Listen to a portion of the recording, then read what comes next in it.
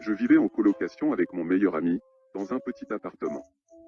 Cela faisait 10 ans que l'on se connaissait, mais seulement quelque temps que l'on vivait ensemble. On s'est rencontrés au lycée. Il avait 1 an de plus que moi, et était venu me parler car j'étais tout seul, c'était ma première année. Un soir, alors que nous regardions un film à la télévision, il s'est mis à hurler, tel un animal sauvage. C'est à ce moment que j'ai remarqué qu'il avait un comportement bizarre.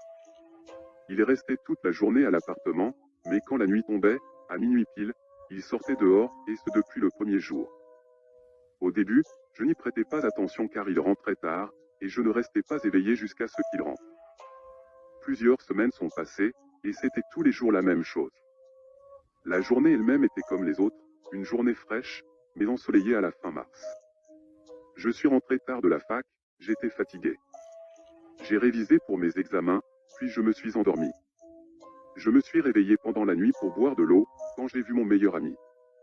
Il avait les vêtements complètement déchirés, et tachés de sang, il sentait mauvais, et même ses chaussures étaient trouées. Je lui ai demandé des explications. Il me répondit juste qu'il s'était baladé en forêt, et qu'il était tombé. Il semblait complètement désorienté. Je n'y ai pas cru une seule seconde, mais je l'ai juste laissé partir. La nuit suivante, j'ai décidé de mener mon enquête, et de le suivre pour connaître la vérité, et savoir ce qu'il faisait réellement. Il est allé dans une forêt très sombre, puis dans une clairière. Arrivé à quelques mètres de lui, je fus choqué, mon meilleur ami se transforma en loup-garou. Caché derrière un arbre, je ne pouvais en croire mes yeux, je n'arrivais pas à savoir si ce que je voyais était bel et bien réel. Ses vêtements s'étaient déchirés sous sa fourrure gris foncé, ses ongles étaient longs et sales. Il était si grand, qu'on avait l'impression qu'il touchait le ciel, ses oreilles étaient pointues, et entendait le moindre bruit. Il se tenait là, au milieu de la clairière, à hurler à pleine voix. Il était tellement effrayant. Maintenant que je connaissais son secret, je ne pourrais plus jamais le regarder dans les yeux, ce n'est pas possible. Avant même de croiser son regard, je me suis mis à courir aussi vite que je le pouvais, prêt à me diriger vers mon immeuble. J'ai eu une montée soudaine d'adrénaline, quand différents craquements facilement identifiables comme des pas, se sont fait entendre. Je priais dans ma tête pour que ce soit une simple bestiole. Peut-être que l'effet de surprise me focalisait sur les pires scénarios possibles, mais c'était très stressant. Les bruits continuaient, puis s'arrêtaient, puis recommençaient. Cela se répétait sans cesse. De plus, la chose errait très distinctement, et de manière totalement aléatoire, à quelques mètres à peine de ma position. Quand soudainement, il a apparu devant moi. Quoi qu'il en soit, je ne sais toujours pas si c'est bien réel. Il tenait dans ses bras le corps mutilé et sans vie d'un homme. J'ai essayé de pousser un cri, mais seul le silence remplissait l'air mort. Il était couvert de sang. J'ai commencé à sangloter, et quand je me suis retourné, la créature avait disparu. J'ai fermé les yeux aussi fort que possible, et j'ai poussé le cri le plus effrayant. Je suis rentré en courant, comme je n'avais jamais couru avant. Je me suis enfermé à double tour, j'ai appelé la police, et je me suis allongé sur le sol froid de mon salon, en attendant leur arrivée. Cela m'a semblé des heures. Finalement la police est arrivée, je leur ai tout raconté, mais personne ne m'a cru. Maintenant des années ont passé, je n'ai jamais revu mon meilleur ami depuis cette fameuse nuit. Mais ce souvenir me hantera encore longtemps.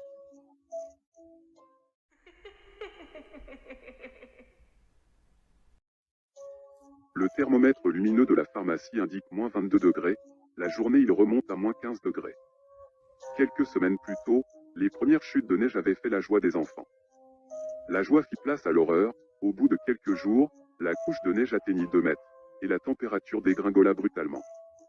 Quand il était encore possible de se déplacer, les gens s'étaient rués dans les magasins, avant de se terrer chez eux. Tout est fermé, sauf le boucher.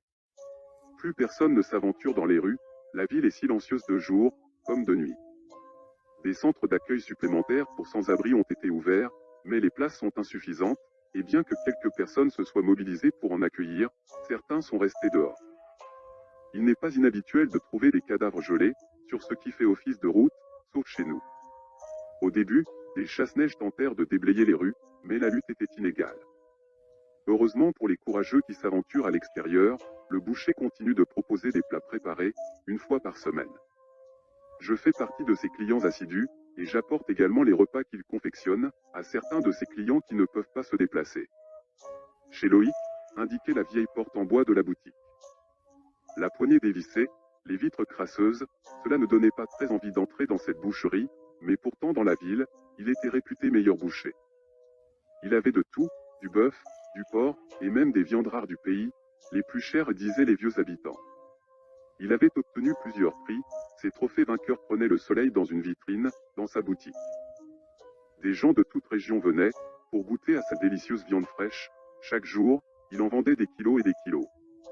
Plusieurs années se sont écoulées, il gardait bonne réputation, mais un jour, j'ai découvert la terrible vérité, horrible et tragique, de cette boucherie. J'étais allé nettoyer son atelier, et ce que j'ai vu m'a horrifié.